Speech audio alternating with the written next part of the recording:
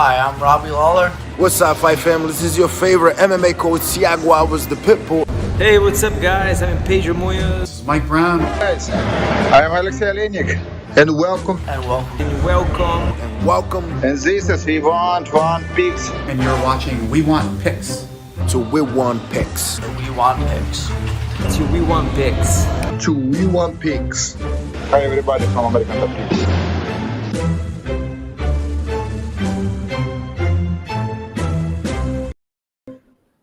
My name's Angelo, and welcome to We Want Picks.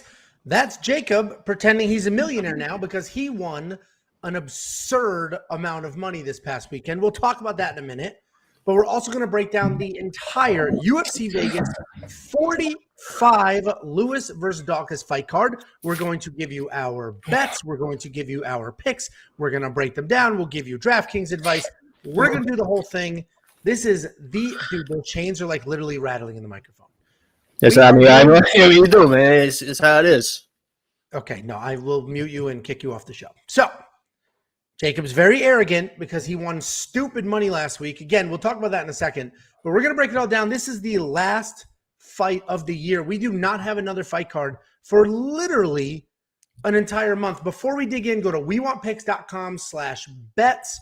We have 5 different betting partners. This is your last chance to get the free $50. Sign up with any of the 5 betting partners. Make a deposit with any of them. Let me know, and I'll send you $50. CASHAPP, PayPal, Venmo, however you want it. This is it. wewantpicks.com/bets. Before we dig into the fights, very quickly, we'll give Jakey Boy some credit. Jacob, 2 weeks in a row. Last week, you had Chris Curtis winning by knockout. You bet that. You made a bunch of money. This week, you had an inside the distance bet on what the hell's her name? Pena. And you hit a 7-fight round parlay. Other than pretending you're from New York for some weird reason, how do you feel? That was back to back. ESPN and then Fox News call me. They want me. That's all I'm going to say. They want me. I'm not going to. No, you're out of your contract. Adios. Yeah, I'm not going to discuss contract details, but we're getting offers. They're coming in hot and fast. It was a great weekend. I've never seen so much money in my life. We're feeling good. I did lose a little bit of that last night on the Cardinals, those son of a bitch Cardinals, in the Monday Night Football game. But yeah, we're feeling good. We got we had Ryan Hall, who I didn't even win money off Ryan Hall, but he still performed pretty well. I had the favorites parlay.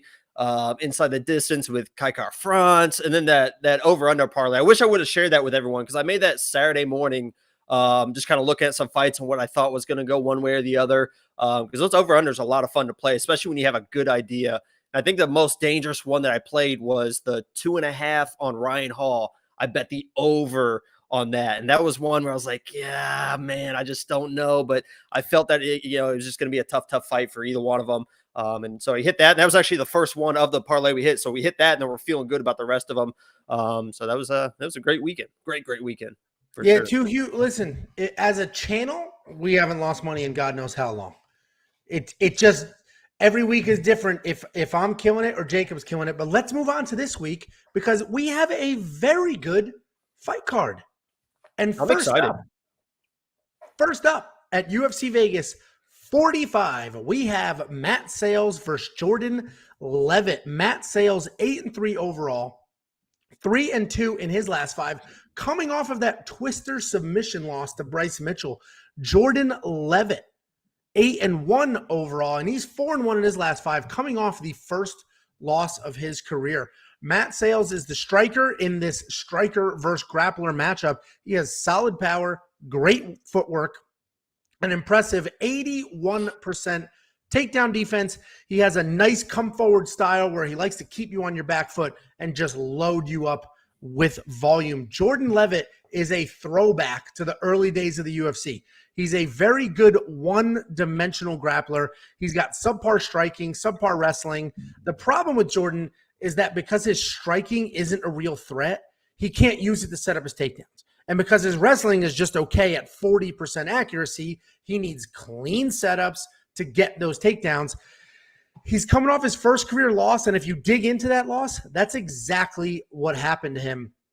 He had sloppy striking, and although the volume was there because he landed a decent amount of strikes, they were just sloppy, which led to subpar takedowns, which is why he was only 2 for 7 on his takedowns, and he lost a pretty clear decision in that fight. And this is an interesting matchup because Matt Sayles, he's a tough guy. He's got power. He has the occasional takedown when he wants to use it. Jourdain Leavitt, grappler with mediocre takedowns and one single path to victory. There's only one way Jourdain Leavitt could possibly win this fight. If Matt Sayles can keep this standing, it's his fight for sure. If Leavitt finds himself on the ground, then he should be good. And it's easy to say that Sayles lost by submission in his last fight, so he'll lose by submission in this one. I know there's a ton of people doing that MMA dot connecting math, but Bryce Mitchell and Jourdain Leavitt are not the same human being. Especially because Matt Sayles has been training with Dominic Cruz. He's had some time off. I imagine he's improving. And he is not one-dimensional, where Jourdain Leavitt is one-dimensional. And Jourdain Leavitt has no backup plan. I'm going to take Sayles here, but I might grab... What? I'm going to tell you right now, you won't. Okay. I'm going to take Sayles here, but I might grab a Jourdain Leavitt inside the distance decision, no action prop bet. Because I do think Sayles will win because he's just literally the more well-rounded fighter. But Jourdain Leavitt is, he is dangerous in that one aspect, and I don't think Sayles can finish him. So I might grab that bet.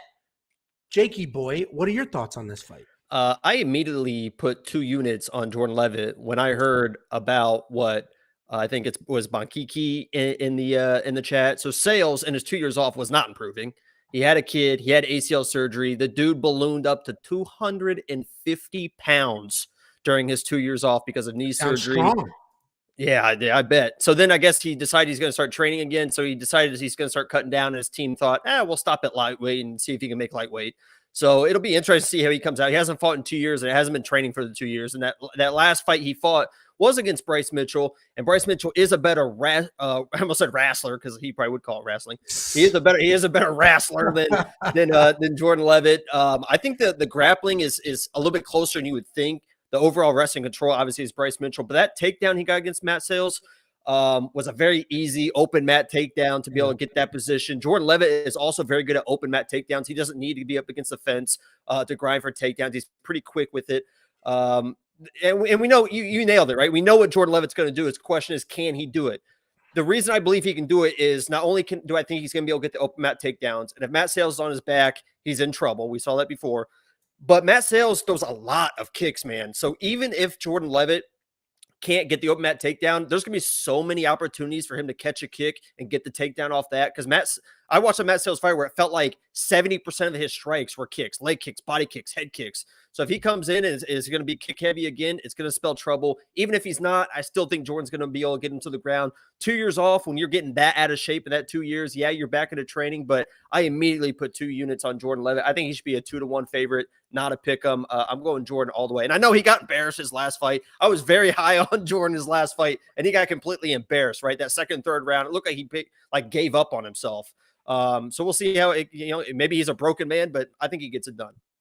Yeah. So listen, I don't disagree with anything, and I'm not taking a strong enough stance here to come out swinging and defend myself.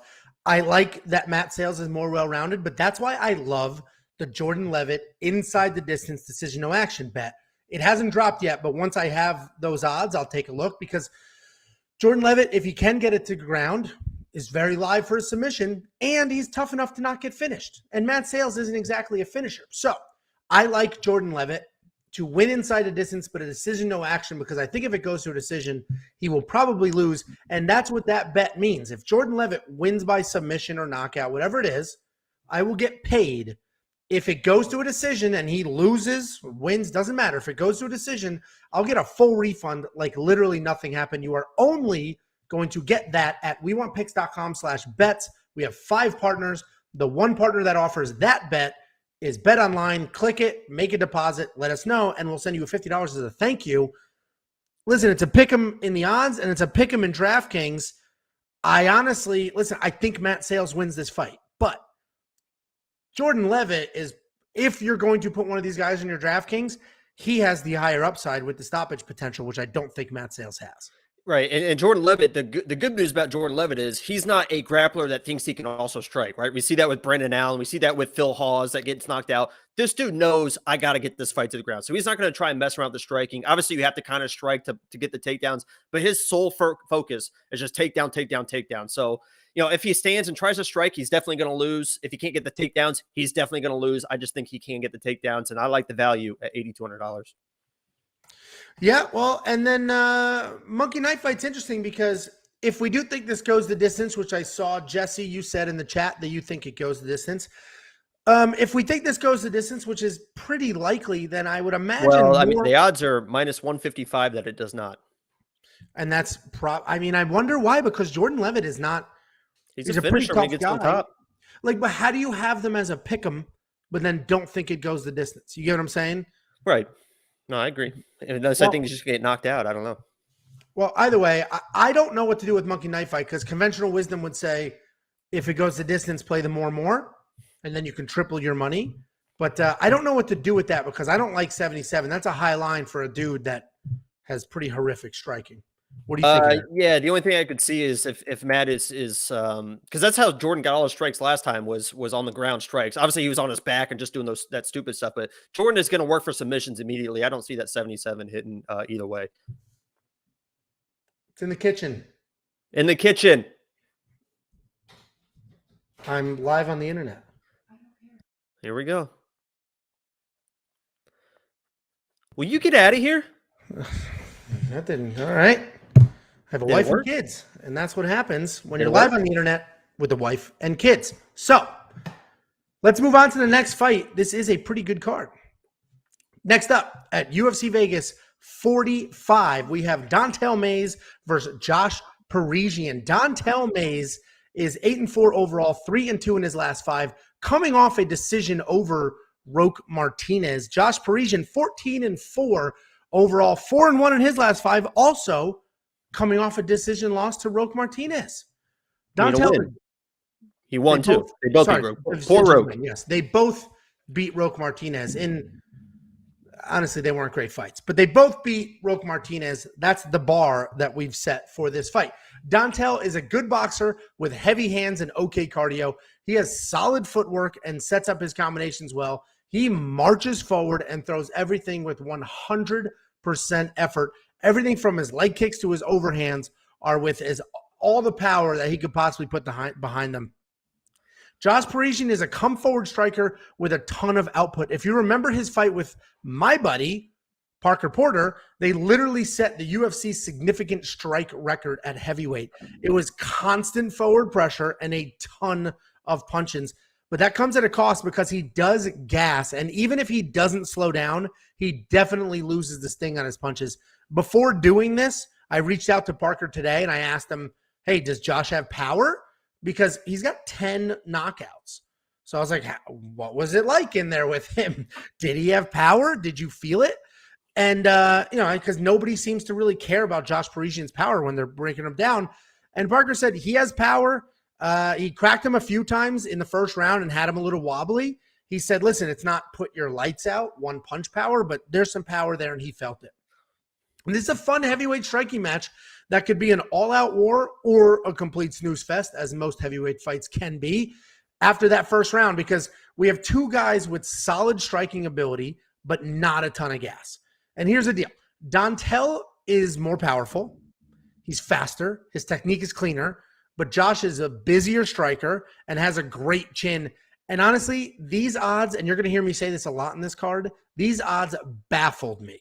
Like, I get it. Don'Tale has insane power, but I think Josh's chin will hold up, and he has the slightly better gas tank. And let's not forget that Josh has 10 of his own knockouts, as I mentioned. And even though he lost that fight against Parker, it showed how tough he is. The amount of strikes that he took and kept coming forward, got taken down, kept coming forward, never gave up. I like Josh to survive an early power, pick up the pace, and win a decision. My biggest fear is obviously a Don'Tale KO, because while both of these guys have a 1-to-1 striking differential, Josh gives 6 to get 6, and 6 from Don'Tale early can be a problem. So I'm going with Josh Parisian here, but obviously I recognize the savagery that's on the other side of the cage.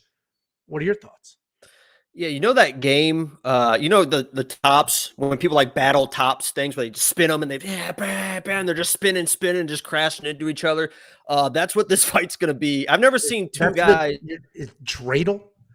No, I mean, they're tops. No, I mean, Dreidel. Okay, go ahead. No, I know what a dreidel is, but the tops game where you spin, they battle, boom, boom, and see which one's the last one standing. Because both these guys in exchanges, for whatever reason, always want to finish the exchange with a spinning back fist or spinning this or spinning that. And you saw Josh Parisian in one of his fights get a knockout with a spinning back fist. Watch Dante O'Maise's fights. Every time he gets in like this weird exchange, he just spins out of it, throwing elbows, throwing haymakers. It's crazy. This is going to be a sloppy disaster of a fight. It might end up being fun to watch, but it's going to be not very technical at all. If I have to pick in this fight, I'm going to pick Josh Parisian. I agree that the odds should be a pick 'em because I think he's just a little bit less sloppy. Dante O'Maise, a lot of times in exchanges, it's hands low, doing the spinning wild stuff, doing weird stuff. Josh is doing the same stuff, but at least his hands are a little bit higher is my, thinking in this fight. So I think it's just going to be a sloppy disaster of a fight.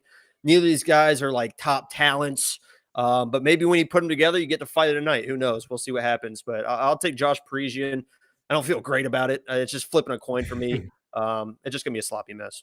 And the thing about Dante O'Maise, too, is interesting. His UFC debut, he had to fight Cyril Gane. It didn't look awful in that fight.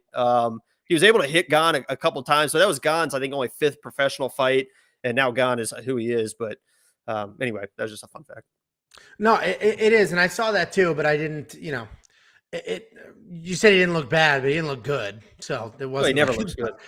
There wasn't a ton to take away from it. So I agree. Listen, this is a sloppy fight, but the odds are insane to me. -200 on a guy that he's 8-4 versus Josh Parisian, who's got 10 of his own knockouts, a UFC significant strike record, and just constant forward pressure. And he doesn't have good cardio, but I think it's better than Dante. So I like Parisian here as well. The pick is not a put a flag in the ground and bet a ton of money, but I do like Josh Parisian to win. DraftKings, man, conventional, like if you're chasing a knockout, maybe Dante O'Maise, right? Maybe. $7,600, Josh Parisian could pay for that with the amount of volume that he has, especially if you go back to that Parker fight, he scored some decent points. I don't know if I'm going to put either one of them in our DraftKings lineup. We've got 14 fights. We have 28 different fighters to pick from. The Monkey Knife Fight strike line, though, I think Josh's numbers are like artificially high because of that Parker fight. I actually like the less here, even if this fight goes to a decision. What do you think? I think it could be more. I think they could really get after it, and neither one of them has. I think they have power, but it's like early power. Once they get a little gas, they're just throwing sloppy shots and stuff.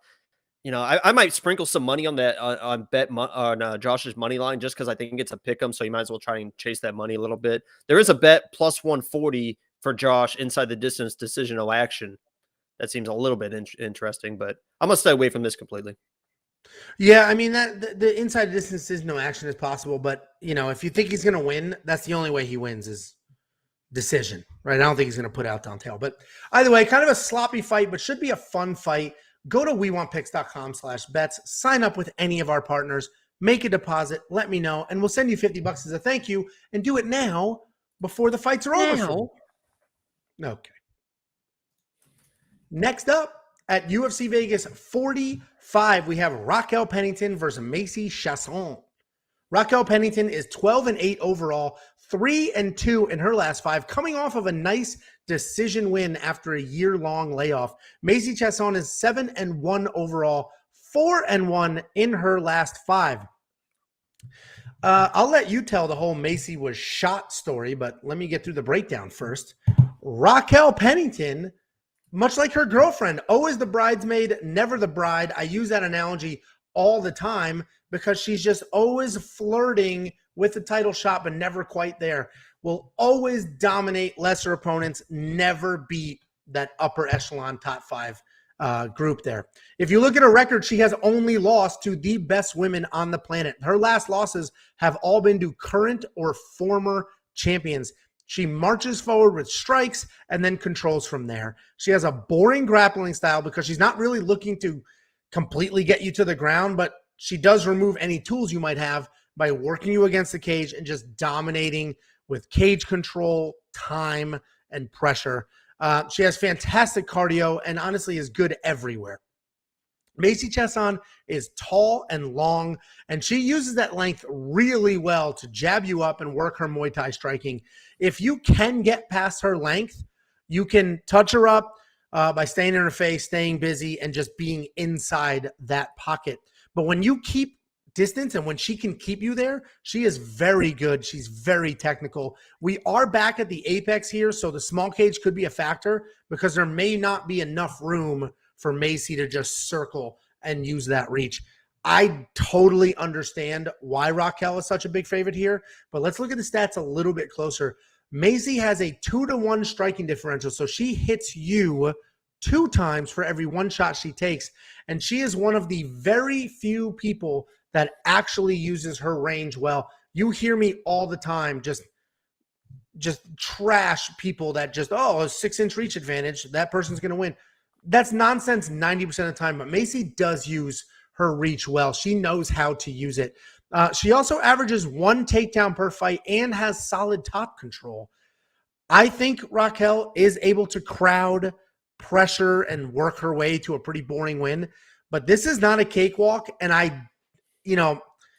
think the odds makers sort of messed up. I get it. Raquel's the favorite. I think Raquel wins, but I don't know if she's a 2-to-1 because Macy uses her range really well, touches people up, and gets her own takedowns. Jakey boy, what do you think?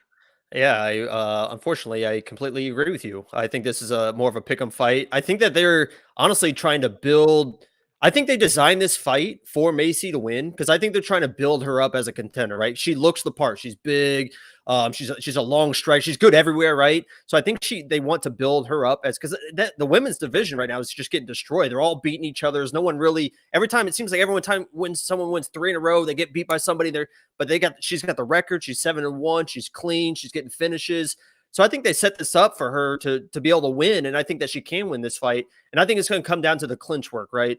You mentioned Pennington's pressure. I think there's going to be a lot of clinching, and normally for Raquel to win fights, she wins those clinches. Muay Thai clinch, she's dirty with it. She might get some trip takedowns, body like takedowns, and she just wins those striking exchanges in and out of the clinching. Macy is somebody that I think is going to be very good in the clinch, and it's going to come down to who wins those clinch fights.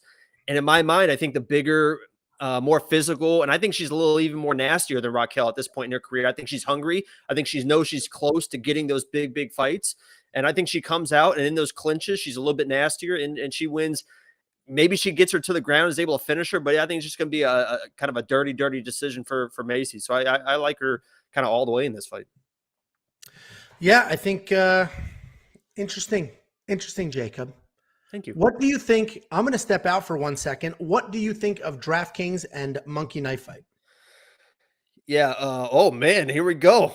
How you guys doing? We're running a show on that. You guys like the chains? Now that Angelo's gone, these are the chain. I won the 5 units last, or 50 units over the weekends. We got the gold chains. Listen, DraftKings.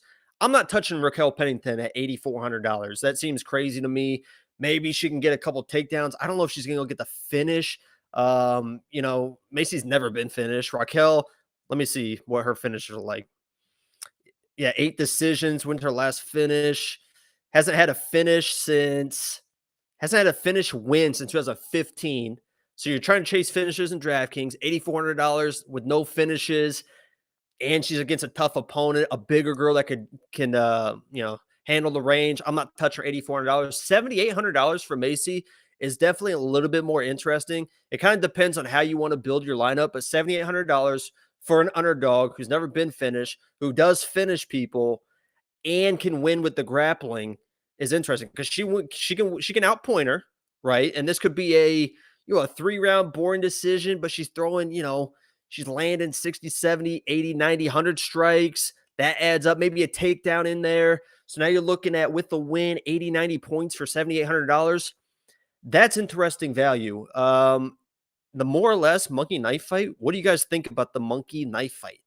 88.5, 60. I think 66.5 is a good number for Macy. I think she goes over that. And Raquel, it honestly depends. That 88.5 to me, that depends on if Macy's able to get the takedowns. Because if it's just a lot of clinch work, there's going to be a lot of tight elbows. There's going to be a lot of tight shots, knees. They're going to clinch. They're going to break. They're going to clinch. They're going to break. If Macy's kind of trying to get takedowns, you're going to have Raquel like throwing elbows and stuff because she is active. But if she gets taken down, that 88.5 is going to be way too high, way too quick. So it depends on the takedowns, if Macy's able to get him or not for the monkey knife fight. Oh, and welcome back, Angelo. You might have some editing to do in there. I don't know. Oh, great. Do I? I was just talking about the chains a little bit. I'm making sure everyone see it. Okay. I was showing them the ground beef here. You know what I mean? You got Jacob Brody. I don't know what you said, but Raquel Pennington, I don't like her at $8,400. I do think she wins, and I guess you're chasing wins, but I don't think she's going to score. Told them she hasn't had a finish win since 2015, and you need finishes for $8,400 probably. What I'm going to do is I'm going to take a look at how many she scored in her last fight, because I think it's similar. Tons of cage control, a decent amount of striking. So I just got to see what she scored in her last fight and go from there. Monkey knife fight, I have no idea what to do, because I think it's a more or less type situation. Either Macy keeps Raquel away and blows past 66, or Raquel closes the distance and blows past 88, but Macy's not going to get off 66. So whatever side you're on is the more, and the other side's the less, because I don't think there's a finish. And I think these ladies, one of them is going to dominate. I don't necessarily think it'll be a war, but I do think it's I think one of them will clearly win, but it's a closer than the odds, if that makes any sense at all. I think if somebody, I think if someone, I think if someone clearly wins, it'll be Macy. I think if it's a dirty, close fight, that Raquel's going to win. That's how I see it anyway. And I'm usually right, so. Yeah, constantly. Go to wewantpicks.com/bets if we didn't already lose you. Make a deposit. Sign up with any one of our partners, and I will send you $50 as a thank you. Cash App, PayPal, Venmo, however you want it. Next up, at UFC Vegas 45, we have Charles Jourdain versus Andre Ewell. Charles Jourdain, 11-4 overall, 2-2-1 in his last 5, and he is coming off of that late submission loss to Julian Erosa. Andre Ewell, 17-8 overall, 2-3 in his last 5, riding a 2-fight skid. Charles Jourdain is a fun, come-forward striker with a great chin. He's incredibly fast. He has great timing and is willing to take chances with spinning and flying attacks. He's just so much fun to watch. He's similar to Jordan Wright from last week, where every single win or loss is a finish. This dude has a 100% finish rate. 15 fights up, 15 fights not in the judges' hands. I mentioned he's coming off that submission loss to Julian Erosa, but the reality is that he was winning that fight, and then a couple bad decisions and led to that submission loss, but he was winning that fight. Andre Ewell is absolutely tremendous for this weight class. This is the exact spot where everyone mentions the 6-inch reach advantage for Ewell, but this time it's nonsense. In the last fight, we talked about Macy Chiasson, her reach, how she uses it. She uses it well. Her reach advantage matters. Andre Ewell with a 6-inch reach advantage in this fight does not matter. It doesn't matter. He doesn't know how to use his reach well. He doesn't use his length well. He doesn't keep you at the end of anything. So his reach is literally meaningless when breaking down this fight. And I need to point that out because a lot of people care way too much about reach. Andre does have solid boxing. He is very athletic. He's fast. He moves well. But he does have cardio issues, and that's what happens when you're absolutely humongous for the weight class. I do like Charles here. I think he will continue to march forward, throw with speed, throw with the ridiculous variety that he has until Ewell gasses. And then I do think Jourdain will get a finish, as he does. If Andre does use his reach, which I do not think he does, then I would love him here. But the reality is he doesn't. So I can't trust him to touch and go, stay outside the pocket, and not get exhausted. So I like Jourdain to crowd, Jourdain to exhaust, and Jourdain to win under 2.5 rounds. I have a full unit on the under 2.5 round line at -110. What are your thoughts, Jakey? A full unit. Whoa, someone's getting aggressive. Listen, unfortunately, I honestly feel like the loser of this fight might end up getting cut by the UFC. I mean, both these guys are fun and maybe they stick around, but they're both kind of like stumbling through their UFC careers at this point. And like, as you mentioned, unfortunately for Charles Jourdain, I think he was winning that fight. He was looking good in that fight. Unfortunately, he ran into a kind of a buzzsaw in Erosa because Jourdain is usually the guy that is pressuring people.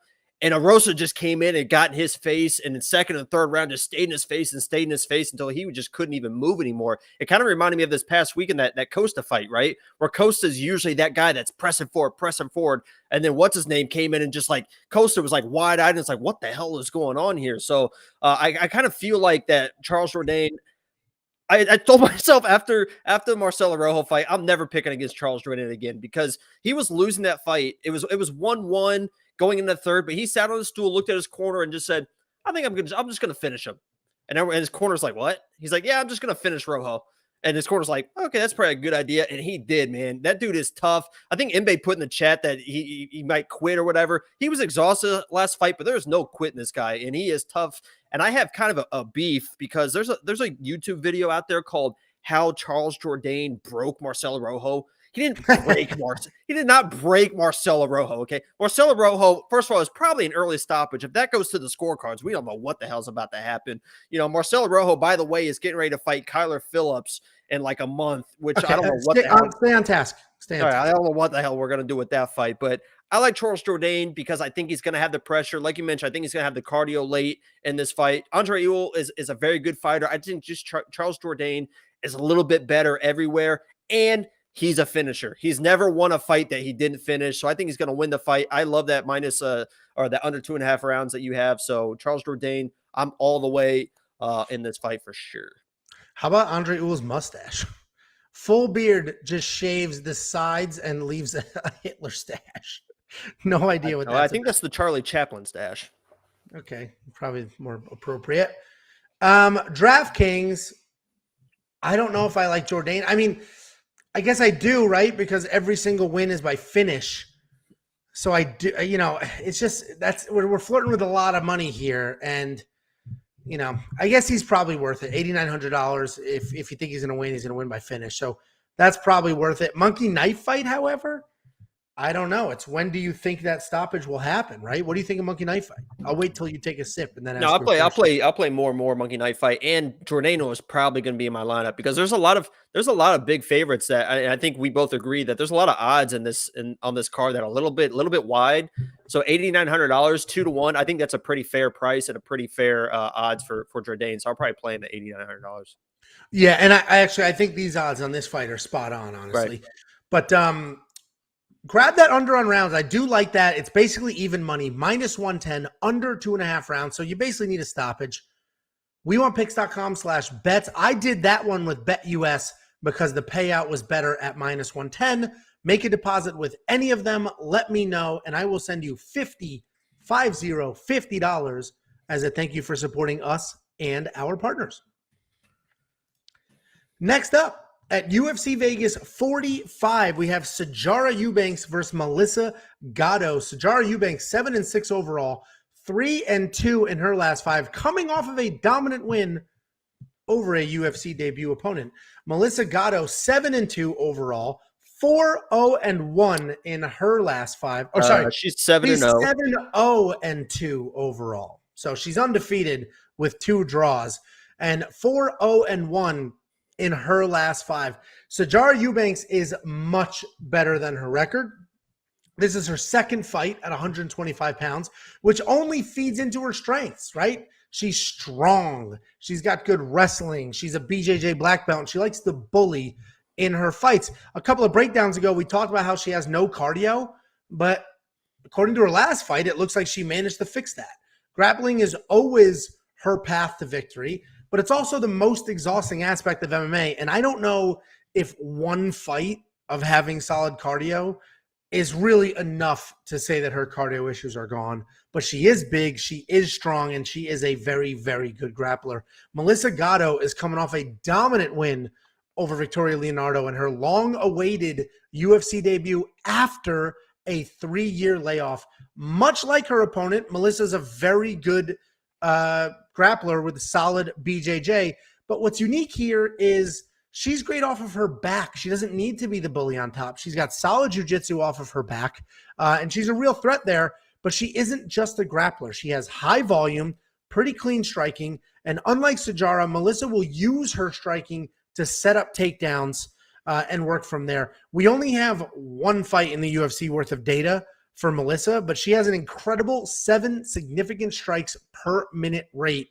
And if this goes to the ground, Gatto could win, but she would need to be active there and not accept bottom. Even though I mentioned she's a threat on bottom, Sijara Eubanks will just so big and so strong on top. If Melissa's on bottom, she can't just accept that. This is another spot where I think these odds are absolutely crazy at minus 220, and that was a little wider. That's tightened up a bit. Sijara was a 500 fighter coming into her last fight. And her last fight, yes, she looked amazing, but it was literally a UFC debut with 4 fights. It was crazy. It was crazy. She bullied a non-grappler, and it just wasn't enough to say the cardio issues are gone. Sijara is back. I mean, she's a 500 fighter. She has had a rough go at it. She's beaten who she's supposed to be and lost to anybody, sort of working their way up the ladder, anybody with a solid skill set. This is a different fight. I think the entire fight comes down to Sijara's cardio. If she can stay strong and be the bully without slowing down, I do think she wins. But if Melissa stays active, pushes the pace, brings the fight to Sijara, I think she can wear her out, steal rounds, and take this fight. I do like Melissa to win this fight. I think we have a young up-and-comer who has real potential versus a grizzled vet, and these are the exact spots that these young up-and-comers take, and they get done. So I like Melissa Gatto. I put a half a unit on the money line. I got it at plus 190. So I'm feeling pretty good about that, but only half a unit because Sijara is still just a giant beast at 125 pounds. Jakey boy. Uh-oh. What? Do you know what I did when I saw these odds? Here we go. What? I threw up. I threw up. SpaghettiOs all over the kitchen floor. I could not believe. I refreshed. I'm checking different websites. I could not believe that these odds are what they are. And they're moving back a little bit. I'm looking at them right now. Eubanks is only a minus 164. But this should be, in my mind, a 3-1 favorite for Melissa Gatto. I've never been so confident in a lock of the week pick in my entire life. We're coming off, this is going to be 4 in a row. We had Pat Sabatini, and then we had a fight drop, so that's a win. Then we had Ryan Hall. We got Melissa Gatto, lock of the week, because your breakdown was unbelievable. As much as I hate to admit that, very good breakdown. Eubanks wins when she can just bully people, when she can just out-muscle people. Melissa, if you look at her face, she just kind of looks like a sweet girl. If you look at her in the gym, Eubanks is not going to bully Melissa. She's got good striking. She's got good trip takedowns. And when she gets on top, she is an aggressive grappler. She's not there just kind of hanging out. She is going to break your arm like she did her last fight. She broke Victoria Leonardo's arm. And Victoria Leonardo is known for her grappling. She's like a grappling specialist. She was when I broke her down and I made her lock of the week, she was like submitting everyone, and she dominated her from start to finish. This is going to be like, I hate to bring this up, Angelo. This is going to be like the Miranda Maverick fight, right? Where everyone thought Miranda Maverick was going to come in and bully I can't remember her name, but thought she was going to bully her and then just got absolutely dominated. This is going to be the exact same thing. Let me tell you what we got going on. We come 50 units this past week. We have 5 units on Melissa to win. We have 4 units on her to win inside the distance decision. No action. Not win you. I do like Melissa, so I'm not going to. And me, I already had 9 units. I just put another 2 units on under 2.5 at plus 165. The inside the distance decision no action is plus 170 for units and 5 units to win. I got her at plus 146, but you might want to jump on them fast because guess what the odds are right now? What? 144. They're moving fast. I got her at 146 to 144. They're moving fast. Melissa all the way, lock of the week. I've never been so confident in my life. I'm getting another chain after Saturday. Yeah, I'm surprised we're aligned here. And honestly, I only did a half a unit because if Sijara's cardio holds up, she is a problem, right? She's giant for this weight class. And for a real breakdown, Melissa cannot pull guard. She has to be on top. If she tries to, and she is good in her guard, right? But if she gets in a scramble, just says, I think I'll pull guard. Sijara is strong enough to control positions and might be able to move to like a mount position and get nasty. So Melissa has to just stay on top, position over submission, but be on top. Don't pull guard. Yeah, well, and that's why I said she's got to be active and can't accept positions. Not with Sijara. She is good off her back, but some of these like very good jiu-jitsu people get comfortable playing jiu-jitsu, and obviously it isn't. It's a fist fight. So anyway, obviously we both love her at $7,500 in DraftKings. Even if she doesn't get a finish, $7,500. I mean, that's low. So putting up some solid points, decent volume, maybe a couple takedowns, some control time, that'll be worth it. The monkey knife fight is interesting because I do think they're tough enough. It might be a less, even if it goes to a decision, because I think there'll be a lot of jockeying for position and not. Or, I mean, they could literally just be on their feet swinging away because they're such good grapplers. I'm torn between less or more on the strike line. I'm going to go less. I think Melissa was able to get the takedown early, and I think she finishes her early. I actually just placed another bet, a unit on Gatto by submission at plus 1,000. Because Eubanks has never been finished. I think this is the first time she's finished. I think she's absolutely dominated. I'm Melissa all the way. If she does not win, it's been fun, guys. We had a good podcast. Angelo, thank you for having me on. I'm Melissa all the way though. All right. Well, this is a perfect spot for spreading it out over different books. Jacob said the line's moving. Every book, they end up close, but they do move at different times. They open certainly different times. So go to wewantpicks.com/bets. We have 5 different betting partners. Check out the lines, especially on a fight like this, where if we all think it's wrong and it's moving, check out each book and the line. The lines are public. Check out the lines, then make an account, make a deposit, let me know, and I'll send you $50 as a thank you for supporting us and our partners. Next up, at UFC Vegas 45, we have Justin Tafa versus Harry Hunsucker. Justin Tafa, 4-3 overall. 4-3. Yikes. 2-3 in his last 5, coming off a pair of decision losses. Harry Hunsucker, 7-4 overall, 3-2 in his last 5, looking for his first UFC win. We have a battle of heavyweights, and both of these guys have lost to Jared Vanderaa, but in very different ways. Tafa was completely outstruck, where Hunsucker was completely outgrappled, which is pretty interesting considering they lost the same guy completely different ways, while both of them are just big, heavy, powerful strikers. Before his last fight, the breakdown on Justin Tafa was that he's a good boxer with very good leg kicks. Almost like a watered-down Tai Tuivasa. He marches forward, he has a great chin, and the legs are used perfectly. He does not have a single takedown in his career, but he has also never been taken down, and he is just looking to stand, try to chop down your leg, let his chin hold up, and go from there. Harry Hunsucker is a big, heavy-handed striker with surprising speed and marching forward combinations. He will literally just come charging forward, throw flurries of punches. He'll mix in an occasional kick, but nothing meaningful. He does have takedowns, but they aren't clean. He comes forward with those flurries, gets you against the cage, and then trips or drags you down. He ducks heavy, which is kind of sloppy. Yet again, we have another fight with ridiculous odds. Ridiculous odds. Justin Tafa is 1-3 in the UFC and only has 7 professional fights. To almost be a 4-1 favorite at heavyweight is absolutely crazy. Personally, I think Tafa should be the favorite. Not like this. I'm thinking like minus 150 type favorite here.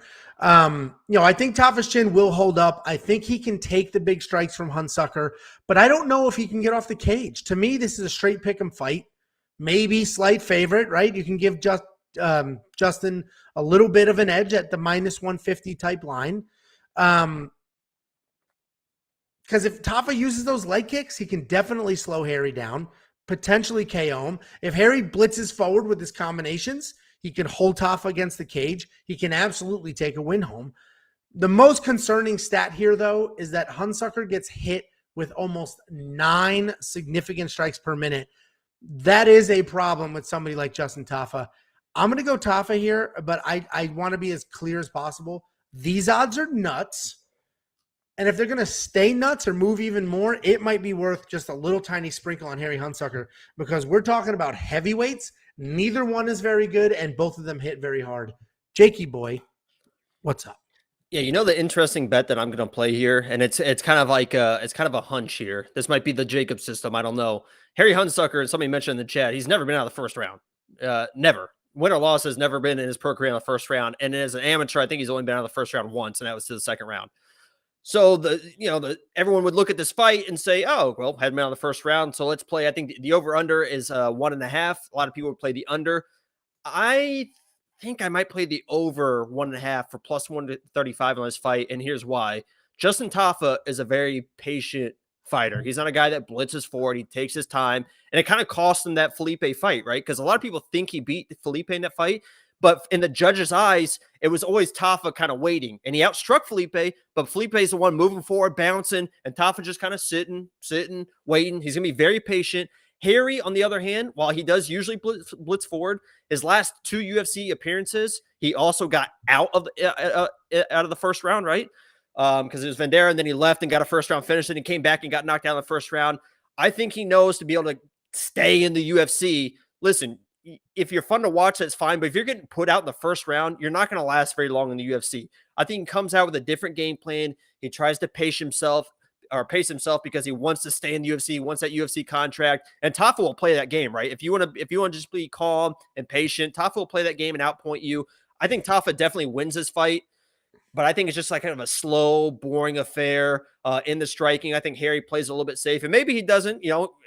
His history says that it's going to be another first-round finish one way or the other, but I just think he comes out with a different game plan. He's trying to prove a point that he belongs in the UFC, and against Tafa, it's the perfect guy to do that against because he'll be patient with you. So I like Tafa in this fight. I agree. I'm not going to spend $9,400 on him. I wouldn't bet $340 on him, and honestly, you might sprinkle, I guess, a first round. I think you get Harry first-round knockout for plus 550, and you can get Tafa in the first round for plus 150, and history would say it's ending in the first round. I just think it's going to be a little bit longer than that this time. Yeah, I just Tafa's chin is just so freaking good. I would like to think like, okay, yeah, that's not bad because I do think it's closer to a pick 'em than it is these insane odds. But his chin is just so freaking good. And I watched a ton of tape on Harry Hunsucker because I really wanted to pick him. I really did, and I almost tried to force it by watching tape. Like, yeah. And the more I watched, I'm just like, Jesus, dude. Like he just comes forward like this and then just ducks and pushes you against the cage and holds you. It is sloppy. It could be fun to watch. You can chase some of those bigger payouts here, just a tiny bit of money, but I'm not going to, no money line or anything like that. DraftKings, I'm definitely not doing Tafa at 9,400. Maybe if I build my lineup and I've got all massive favorites and I absolutely love it. And I've got $6,800 left. Maybe Harry, because he's either going to score 0 points or 150, right? He's either going to get a nice, solid early knockout or get smoked and score no points. Monkey Knife Fight, I pinned it earlier. Jesse said less more, and I actually do like less more. 23 strikes is almost nothing. 46 is too much. So, I like less more here. What do you think of the strike line? Yeah, that Vendera fight, he had 74. That Felipe fight, he had 109. Harry's tough. He could gas. I actually like the more on this. I think Tafa, I think he's able to throw the combinations because of Harry's pressure. I think he's able to counter, and he is a decent striker. A lot of people in the chat are like acting like he's like not a good fighter at all. He's like, 4-3. What's he doing in the UFC? He's a very talented fighter. He just, isn't quite on that next level, I guess, is what people would expect, but. Yeah, he doesn't. He honestly, I mentioned he's a watered down Tai Tuivasa. He's very similar to Tai Tuivasa. Very similar. He's just not as fast, not as much power in his hands, and doesn't have the same type footwork. So, and those are the differences between beating middle to upper tier guys versus losing to them is, can you move out of the way? Can you get your strikes off a little faster? So it should be this is another one, right? It's either a ton of fun to watch or it's just so boring and slow. I think this will be fun to watch. Tafa's usually in good fights. I think Harry Hunsucker win or go home. So he's just going to come in here and make something happen. wewantpicks.com/bets. Sign up, make a deposit, let us know, and I will send you $50. If you like that monkey knife fight, less more or more play, go to wewantpicks.com/MKF. Monkey knife fight is a ton of fun. It is daily fantasy. Sign up. They'll instantly match your deposit. Use the free deposit money. Play some of these lines. If you win, great. If you lose, who cares? It wasn't your money. It was deposit match. And that's wewantpicks.com/MKF. Next up at UFC Vegas 45, we have Raoni Barcelos versus Victor Henry. Raoni Barcelos is 16-2 overall, 4-1 in his last 5, coming off that wild fight against Timur Valiev. Victor Henry is 21-5, and I'm saying it like that because this is his UFC debut. And 26 fights before your UFC debut is incredible. And honestly, that's how a lot of these people should be doing it, instead of coming in here when they're 4-0 and then fizzling out. Raoni Barcelos is an incredibly well-rounded fighter. Last time we broke him down, he was training at Glover's gym. So, we had some inside scoop because of our personal relationship with Glover. And the feedback was that he is incredible. If you break down the tape, it's the same story. Raoni has great low leg kicks. He has very good BJJ. He hits hard. He has very good wrestling offense and defense. And let's talk about his wrestling defense. Timur Valiev was 0 for 6 in takedown attempts against him. 0 for 6. And Timur is a nasty wrestler. And Raoni dropped him twice in that fight. Raoni Barcelos is the real deal. Victor Henry is a fun, come-forward striker with a wide variety of attacks. He likes to plot forward, uses head movement to avoid punches, and throw literally everything. He sets up leg kicks with his boxing, and if he's out of range, he will throw head kicks. But if he's inside the range, inside the pocket, he'll throw elbows and knees. He's got a ton of variety, and he mixes it all together really nicely all night. At least so far, I've been saying that these odds are crazy. And on the surface, this is one of those fights. But honestly, I get it this time. Raoni is great. He has power, speed, striking, wrestling, BJJ. Victor Henry, while a very impressive striker, he is making his UFC debut. And he is missing some of those other pieces, the wrestling, the jiu-jitsu. He's just not on par with Raoni Barcelos there. I think Victor gives Raoni a hard time on his feet. And I think Raoni will move to the grappling where he should have a significant advantage there. I like Raoni to win, but Victor Henry is dangerous and this is the exact type of fight that some of these hot prospects come in and just dominate, shock the world, make a statement. I'm not touching a money line in this fight, but I do like the round under at -110. So I put a half a unit on the under 2.5 rounds at -110. I did that at BetUS because that had the best payout for that round line, and that's wewantpicks.com/bets. Click on BetUS, make a deposit, let me know. I will send you $50 as a thank you. Jakey boy, I saw some nodding there. What do you think? That was an impressive breakdown because I agree with basically, I think literally everything you said about this fight. Barcelos, I have it in my notes, is the best guy you have probably never heard of because this guy is incredible. And he is one of the most opportunistic fighters I've ever seen because he will capitalize on every counter, right? If you just miss a shot a little bit, he's right there with the counter. If you mistime your footwork, he's in on a takedown, right? He does everything good and everything seems so precise and so perfectly timed, right? You mentioned the takedown defense. I mean, you took all my notes. I mean, the only thing I have to end here is Victor Henry. His most impressive win, the most impressive win that maybe anyone has ever seen. You mentioned this is UFC debut, but he has a win over some really, really good UFC talent. One of the best bantamweights in the entire world, Kyler Phillips. He won a split decision versus him a few years back. Henry, and I'm glad you kind of alluded to it. You didn't quite get there, but you alluded to it that he is dangerous. And he just won his, I don't know what promotion he was in, but he just won the title in October. So he's fresh. He's active. He is dangerous.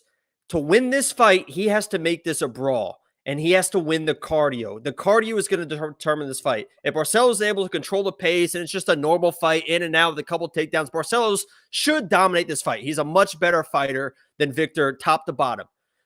But if Victor can turn this into a brawl, and this turns into like a fight of the night candidate, and he drags this out, and Barcelos can wear down a little bit, just throwing those heavy shots, bait him into a brawl, Victor can win this fight. Can he do it? I think he can. I'm going with Victor. I'm taking Victor in this fight. I think he turns into an absolute brawl, and I think he's wild enough that Barcelos is baited into that brawl. He wins the cardio, and I can see him finishing Barcelos late. I'm going Victor Henry, not lock of the week, but I like him to get wild enough to win this fight. He shouldn't, but I think he's going to be able to do it. Yeah, it's funny because Hani Barcelos is just better than Victor everywhere, literally everywhere. But as I was breaking down the tape and rewatching, and I just got this weird feeling that like Victor Henry's going to win this fight, but I got to use logic and not weird gut feelings. And Hani Barcelos is literally better. Do you know what everywhere. gut feelings get you? What was that? I said, do you know what gut feelings get you? What? I got these. You're so stupid. There's 5 of them. There's 5 Jacob here. won some money last weekend. Cool outfit, There's 5. bro. Anyway, $9,300. I'm not sure yet. Because I really Hani Barcelos is just so freaking talented. So talented. But Timur Valiev won a striking fight. And Hani Barcelos... He outstruck Timur in that fight. I understand, but there were no takedowns and Timur won that decision. Right, but he outstruck him technically. Yeah, and he knocked him down twice. But, Victor Henry is a much better striker than Timur, but doesn't have as good a wrestling. So, I think Hani wins. $9,300. I don't know. Are you calling him Honey? What are you calling him? Hani. R's or H's in Portuguese. All right, man. Whatever you say, man. And Monkey Knife Fight strike line, it's very high for Barcelos. I don't know what to do with the Monkey Knife Fight strike line. These lines are getting tougher and tougher. I think I have the bet on the under 2.5 rounds. So I'm going to go less here. What do you think? I'm going more and more. Victor's tough, man. I think this is a fight of the night, and I think they brawl it out. And this thing is 110 to 105, just all out brawl. Yeah, I think Victor gets taken down and stopped. So I'm less. Oh, that's wrong. wewantpicks.com/MKF. He's never been stopped, by the way. 26 fights, he's never been stopped. Does that change your mind? No, not at all. UFC Monkey Knife Fight, perfect match, perfect pairing. You just pick more or less on these strike lines, and you can win some money. wewantpicks.com/MKF. Make a deposit. They will match it. Use the free match money and play from there. I like the less. Jacob likes the more. We'll see what happens. Next up at UFC Vegas 45, we have Gerald Meerschaert versus Dustin Stoltzfus. Gerald Meerschaert, 33-14 overall. He's 3-2 in his last 5, coming off of 2 submission wins in a row. Dustin Stoltzfus is 13-3 overall, 3-2 in his last 5, riding a 2-loss skid and looking for his first official UFC win. Gerald Meerschaert is a very good grappler who's always live for a submission. He is not great on his feet, and people question his chin, but I think he answered some of those questions at least in his last fight. But he got stunned. What are you talking about? He was stunned He did not numerous get times. put out. Everybody's like, he's a bum. If you look at him crooked, he's going to get knocked out cold. And instead, he got cracked a few times, survived, and won by submission. So remember earlier when we were talking about who was? Why don't you sit down and wait for your turn? We were talking about someone didn't have a chin when it's time for you to didn't have a chin. And you're muted. Okay. I do think he proved a lot of people wrong in that fight, or at least slowed down the talk about having no chin whatsoever. His biggest issue is he does not have very good offensive wrestling, but he does average 3 takedowns per fight with a 40% takedown accuracy. So he's very busy looking for those takedowns. Dustin Stoltzfus striking is also not great, but he's very busy and has very good power. His BJJ is solid, especially off of his back, but his takedowns aren't near as good as Gerald's with a horrendous 9% accuracy. This is an interesting matchup. We have two Brazilian Jiu-Jitsu black belts, but Meerschaert definitely has the better Jiu-Jitsu as far as MMA is concerned. Neither is a great striker, but Stoltzfus has legitimate power, where Meerschaert has struggled with power in the past. So one question here is, will Gerald's chin actually hold up? It looked better in his last fight. Will it hold up in this fight? Because if it's not better, Dustin will knock him out. The other question is, how good is Dustin's black belt? How good is his jiu-jitsu? Because if it's good enough to not be submitted, he can survive any of the ground game and have more opportunities to chase that KO when they're back on their feet. But if it's a hollow black belt and he just got like one of those honorary black belts that people like to hand out, well, then he'll get submitted. I have to. It's like going against. I'm going with Meerschaert here. This is another one. These odds are absurd. I'm going with Meerschaert here because he has proven to be ridiculously dangerous on the ground at any point in a fight, even when losing the entire fight. So the pick is Gerald to avoid the KO, get it to the ground where he needs to be, but a Dustin KO is 100% live. I've unmuted you. You can now do your piece.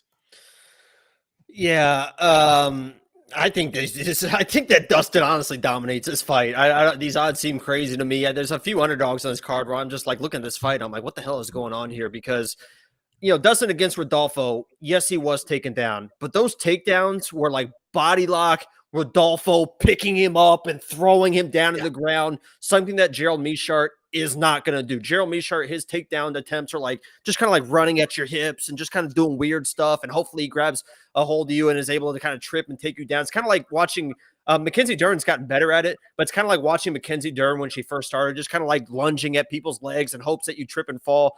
And he goes to the ground because even Kyle Daukaus, against Dustin was only 2 of 7 for takedowns, and Daukaus actually has some decent takedowns and abilities. Gerald, I just don't think he's been able to take him down to the ground, and his striking you mentioned is just an absolute mess. Dustin in that Rodolfo fight outstruck Rodolfo 2-1. Obviously, he was submitted at the end, but Rodolfo is just a different level of grappling. If this fight does go to the ground, Gerald probably will win. I just don't think he's been able to get it to the ground. His chin in his last fight, you mentioned, he was his chin is great. We talked about in previous fights how if you get wobbled, you don't have a chin. I said he answered some questions and quelled some concerns. I didn't. I know, but you're saying that was a good thing that he was wobbled. Tafa. I mentioned that in that one guy that he gets wobbled, but he's never been knocked down. You were like, it doesn't matter if you don't get knocked down. You don't have a chin if you're getting wobbled. Blah blah blah blah blah. Yeah, and who was correct? Who was correct in that fight? Right, exactly. That's what I'm saying. So Gerald, you're saying he like answered some questions by getting wobbled off a couple jabs. He was like out on his feet a couple times that first. We're talking about the fight that he just won. I know. Dustin, listen, Dustin to win this fight, the takedowns are going to be sloppy, but if he gets a hold of your leg, you can't strike. A lot of people, and you've talked about this before, a lot of people are striking instead of worrying about defending the takedowns. Just defend the takedown. Get yourself out of that position and then worry about striking. A lot of people, when they get in those positions, they're worried about striking and then they're on their ass and then they're submitted. You got to just defend the takedown. It's going to be sloppy. Get away from him and just win the striking exchanges. I think Dustin is able to do that. I think he's a very good fighter in my mind. I think he dominates this fight and knocks Gerald out. So I'm going Dustin all the way. So we're definitely split here, but you love Dustin. $7,200 makes sense. Did you bet on him if you like him so much? I haven't looked at it. I was so focused on my lock of the week that I have to talk to my accountant because I moved a lot of my money. I moved into Bitcoin and crypto and the stocks this week. Bought a couple houses. Chuck E. Cheese bucks. Sure. So I got to talk to my accountant, see how much free cash I have. The strike line is interesting because here's the situation for both. Either Dustin can knock out Meerschaert early, Meerschaert could take him down and submit him early, or it's just a wild, just sloppy back and forth where Gerald gets a late submission or Dustin with a late KO. I don't think this sees the judges for a decision, but it still could go on like past this line here. What are your thoughts on the strike line?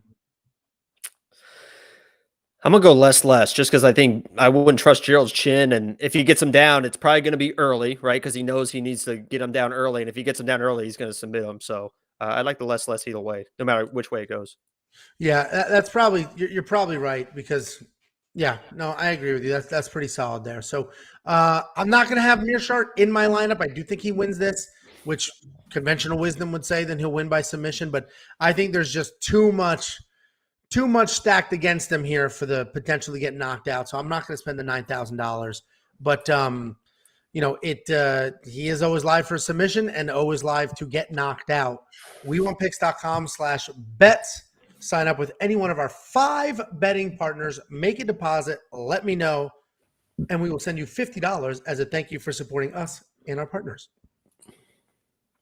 Next up at UFC Vegas 45, we have Cub Swanson versus Darren Elkins. Cub is Jacob's favorite fighter. Cub Swanson is 26-9 overall, 2-3 in his last 5, coming off of a pretty expected loss to Giga Chikadze. Darren Elkins, 27-12 overall, also 2-3 in his last 5, but he's riding a 2-fight win streak after it looked like his career was pretty much over. Darren Elkins is incredibly tough and absolutely never out of a fight. He's always live for a finish and is the definition of a grinder. He comes forward with heavy strikes to close the distance. He cuts off the cage, and he works in his grappling. He's a pretty good wrestler with incredible top pressure. He can pound you out with a TKO or work to a submission. We saw in his last fight against Derek Minner, he avoided submissions well before ultimately getting his own finish. Essentially, Darren Elkins is scrappy, makes fights ugly, and thrives in those spots. He struggles when his opponents are able to keep fights clean and technical. Cub Swanson is an absolute legend and has been a legend for a long time. He's been doing this for a very, very long time. He's a creative striker with incredible fight IQ and a ton of fun to watch.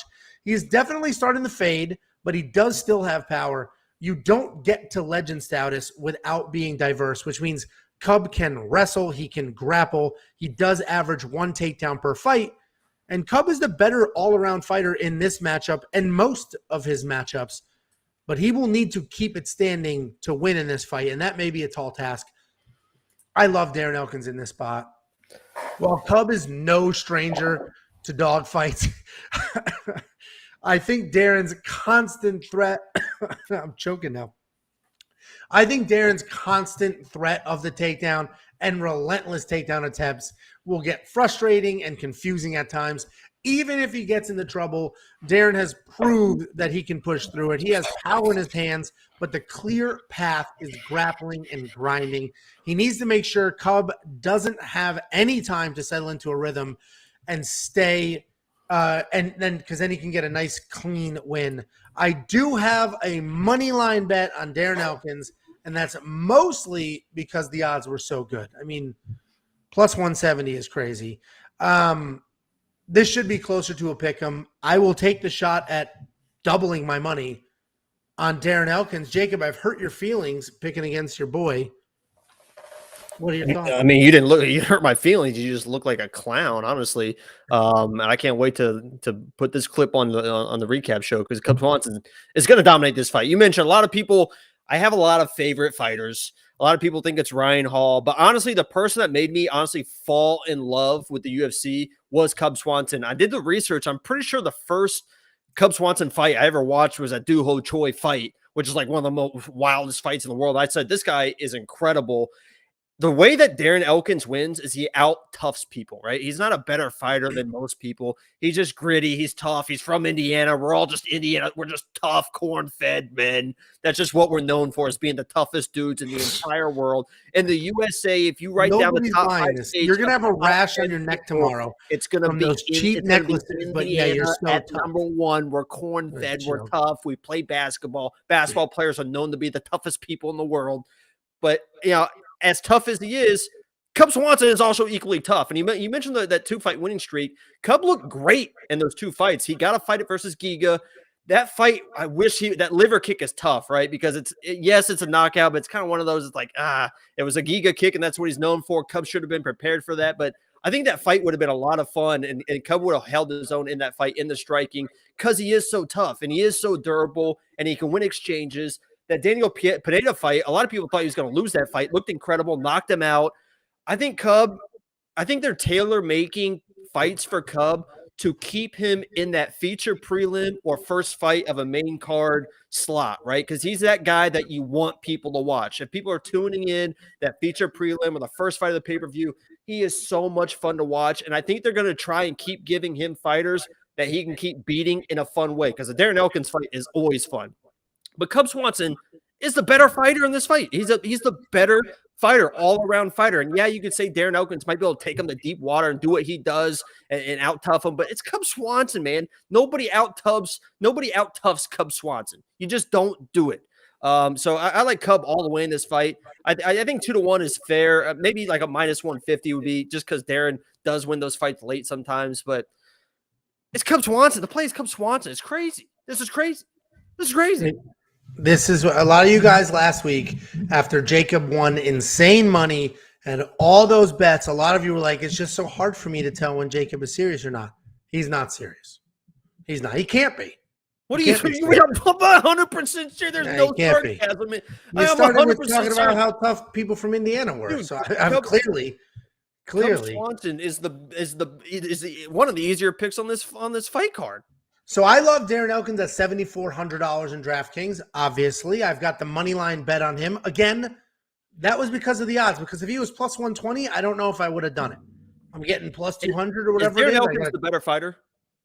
I said Cub's the better fighter. Okay, well, okay, there you go. Yeah, let's put some money on Darren Elkins then. What a joke! That is not how that always works, my man. All right. Well, you want to go back and bet just me versus you, $100 on this? Yeah. I get 200. I get 200 if Darren Elkins wins. You get 100 if Cub Swanson wins. Fine with me. Done. Ran that back. All right. Hey, guys, should I get gold or maybe a diamond with Angelo's money next time?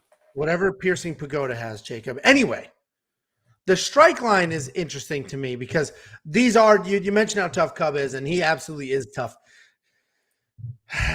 Yeah, I do think this goes. I think it's a war. I think Darren grinds. I think Cub is going to have a hard time getting to 111. I think it's like a less more, maybe a more. I think it's like right there. This line is pretty spot on. What do you think? I don't know. I'm flustered right now. Because you're trying to figure out where you're going to get that money from. That's fine. You don't have to pay me until Saturday.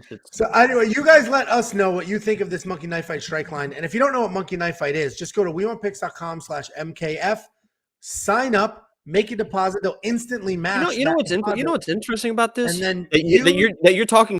And then use the free money to play the line. What was that?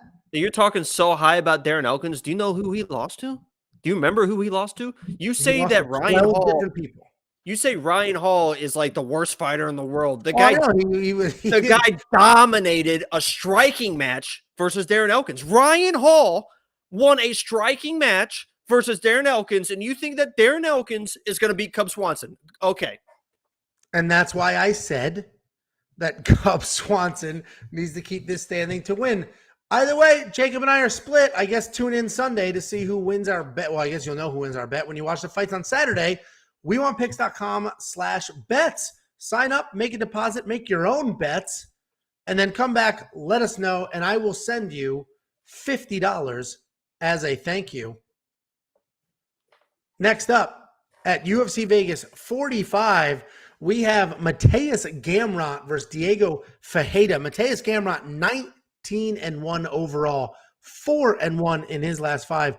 Diego Ferreira is 17-4, 3-2 in his last 5, coming off of losses to 2 top contenders in the division. Diego Ferreira is a very good BJJ guy with power in his hands. Even though he's a grappler, he does have a solid striking differential at almost 5-3, but a surprisingly low takedown accuracy of 24%. His striking has evolved over the years, and he's won a few striking-only fights against Taismalov and Khabilov. And in the Khabilov fight, he was actually taken down 3 times, but still managed to double the strikes and take the decision. So Diego Ferreira, nasty BJJ guy who is capable of winning fights with his technical striking. Mateus Gamrot is a nasty wrestler with good striking and a diverse set of attacks. He doesn't have the power that some others in the division do, but he's busy and diverse. He knocked out Scott Holtzman, who's primarily a striker with speed and volume. He can out-wrestle almost everyone in the division, and he has the ability to be a future champion. I think this is a very straightforward win for Gamrot. Like, very straightforward win for Gamrot. I think he can win the striking exchanges, even though Ferreira has improved striking. And I know he can dominate the wrestling and avoid any submissions while he's on top. Ferreira's a very good grappler, but the top control from Gamrot is a big obstacle to overcome. Ferreira would need to somehow work a sweep because he's not going to be able to take Gamrot down on his own, and he's not going to submit him off his back. So Ferreira to win, he's going to need to end up on top. I never do this, but I did throw 3 full units on Gamrot to get 1.5 back. So I got him at minus 200. I threw 3 full units on him on a card filled with crazy odds. I think Gamrot at minus 200 is actually low.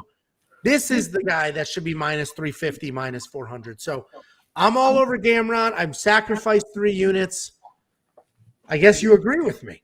You're going to get a chain, baby. You're going to get a chain with that money. Woo-hoo-hoo. Gamrot is the real deal. 100% agree with you. I think this should be minus 400. Obviously, everyone's got a puncher's chance, but Gamrot, man, is the real deal with his striking, with his wrestling. And Diego, unfortunately, and I'm going to say this is going to be a little disrespectful, but it's kind of the truth. He's one of those Fortis MMA guys, which they have a great gym, but it seems like they have a bunch of guys that are kind of run through the ranks, and once they get to top competition, they always fall back. If you look at their lineup and all their roster, it seems like guys and girls, once they get to that top level, they kind of take a step back, and this is not even like the top level. This is top echelon level, future champ level in Gamrot. Diego against Gillespie was able to win a few scrambles and I think he had Gillespie's maybe back at some point, was controlling Gillespie. That's because Gillespie got a little aggressive in his grappling. He got a little too submission over position, trying to, finish the fight. And Diego was a good grappler, so he was able to scramble those positions, eventually got finished. Gamrot's one of those guys that just does not mess around with that stuff. He'll get you down, and he will wait for you to make a mistake. He just kind of will work positions with his hips, and the second he sees an opportunity, you're done. The fight is over because he's very, very patient. That's the difference in this fight. Gamrot's going to be able to take him down. And he's just going to control the position. And the second that there's an opportunity to finish the fight, he's going to finish the fight. So I like Gamrot all the way. $8,500 is one of the best values you're going to ever see in DraftKings. I'm fine with looking like an idiot if Diego somehow wins this fight, because Gamrot absolutely should dominate this fight from start to finish. And I think it's an early finish. Yeah, exactly. And I think, it's a fist fight. Literally anything can happen, but I like these odds. I'm surprised it's not wider than it is. And I'm fully respecting the fact that Diego's very good at jiu-jitsu and Diego has developed good hands and power. I absolutely respect that. But Gamrot is such a dominant wrestler that it should just neutralize all that crap. None of that should matter. If he gets in trouble, bang, takedown. And Diego's got he's got decent takedown defense, right? It just once you get that next level, sometimes, the best takedown defense when you get against those real wrestlers, it doesn't matter. Well, and Scrappin said Diego's not a good grappler. He's spectacular. And I'm not going to – spectacular is a little bit of an extreme, but the reality is he spectacular off of his back while getting elbowed in the mouth? Right. How many people was he not able to submit? And he's going to submit an incredible wrestler who also is a very good grappler. I just don't see that happening. I absolutely love Gamrot in this spot. And – I agree with Jacob. $8,500 is stupid value in DraftKings for him. Yeah, this is where people get in trouble, right? Because if you look at Diego's resume, you see 3rd degree black belt, and you think, oh, this goes to the ground, he's just going to submit Gamrot. But there's a difference between just jiu-jitsu black belts and then transferring it into wrestling and MMA and getting elbowed in the face, like you mentioned. And I think Gamrot's just too much of a controlling wrestler. Yeah, and it's not, listen, I've trained jiu-jitsu for I'm going on some ridiculous number of years. I've managed professional fighters for 15 years, And all black belts are not the same. All jiu-jitsu is not the same. And wrestling is, for some grapplers, their Achilles heel. For others, they love it. Like, bring it on. I'll take a wrestler any day. Diego Ferreira will have trouble with a top-heavy grappler like Gamrot. We love the $8,500. I have 3 units on the money line. I didn't quite get this minus 180. I got minus 200. What do you think of the strike line? Because Diego is tough. This is not a take him down, beat the crap out of him, goodbye in the first round. Diego is tough. So I just think, you know, it might be a more, honestly. Although 76 is high, maybe less, more. Either way, I don't think this is a first round stoppage. I think it could be, and I like the less because Gamrot, when he opens up, when he's ready to finish, he finishes a fight. Like I said, he's a patient fighter. Once he sees that opportunity, he's going to take it. I can see him getting an early takedown and finishing this early. I think he's that good. I think he's that good. Listen, he certainly can, but Diego is very, very good.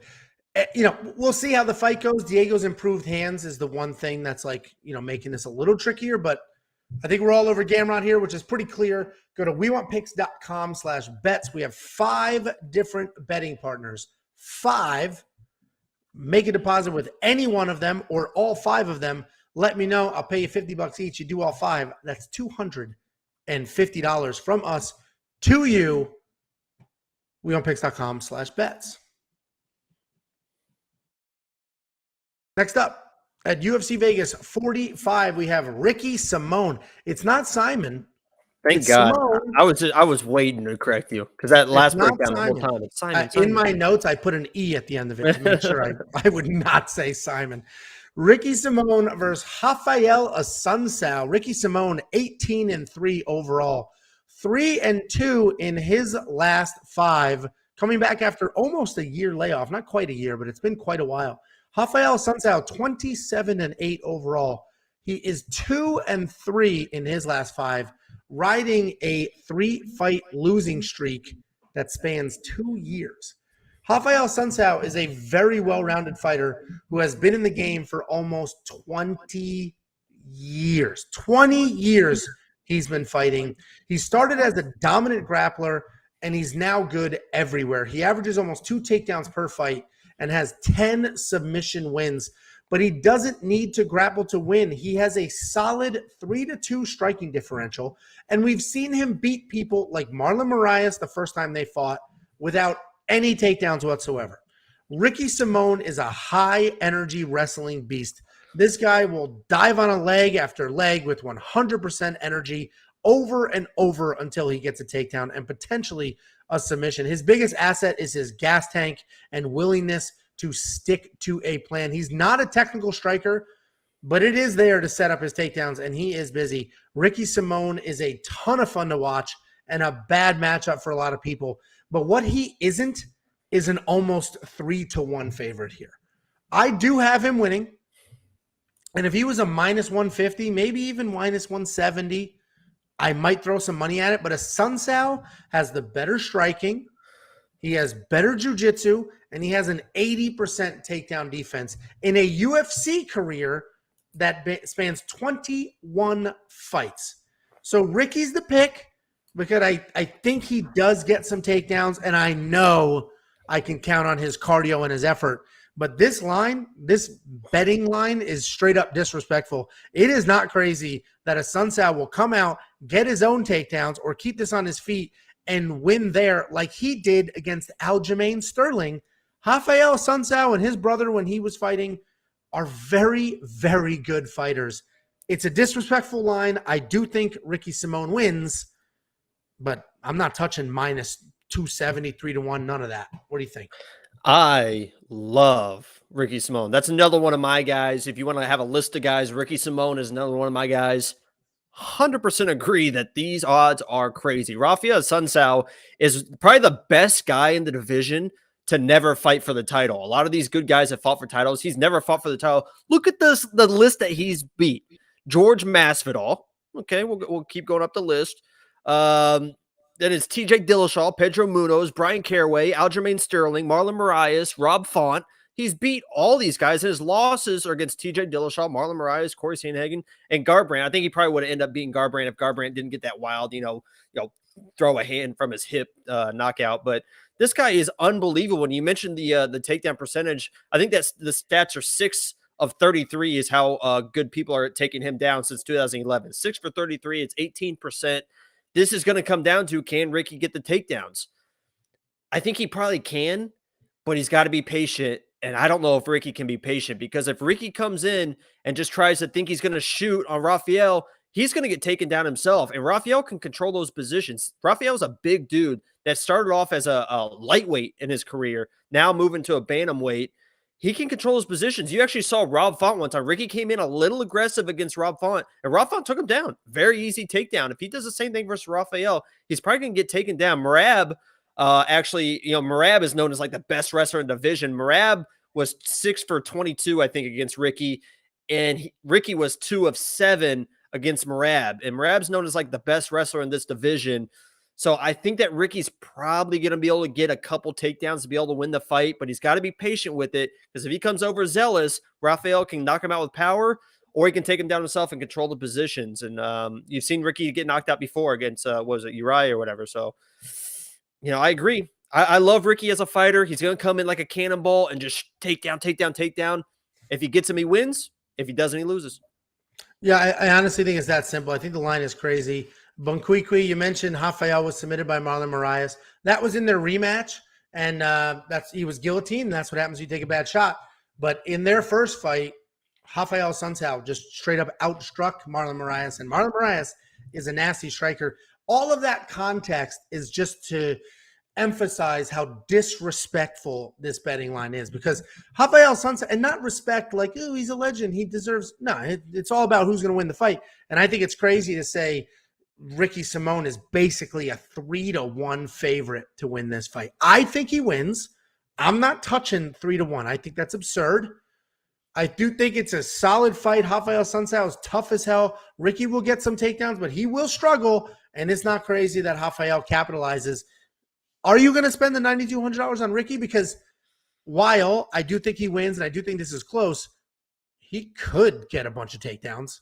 Yeah, he could. 5 points each. Right, and he is. If you want to talk about something that's relentless with the takedowns, and it is not going to get tired, it is Ricky Simón.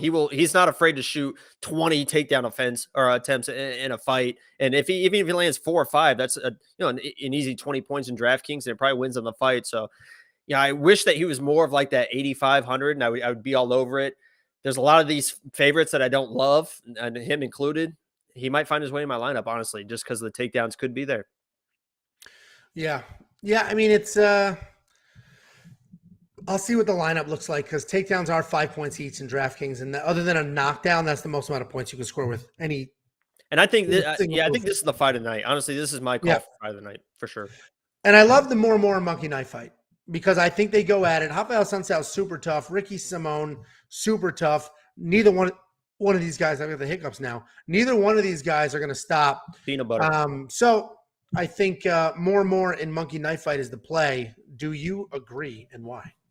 Yeah, 100% more, just because I think it's going to be a lot of stuff takedowns, and I think Ricky's going to be forced to strike a little bit, and that could be an issue, because Ricky's one of those guys that shoots for takedowns with big overhand rights over the top, and that could spell some trouble for him. I like them more probably. And anybody watching this, these monkey knife fight lines, so they're the strike lines, wewantpicks.com/MKF. It's daily fantasy. Those lines move with the money. So as people go there and play those lines, they move.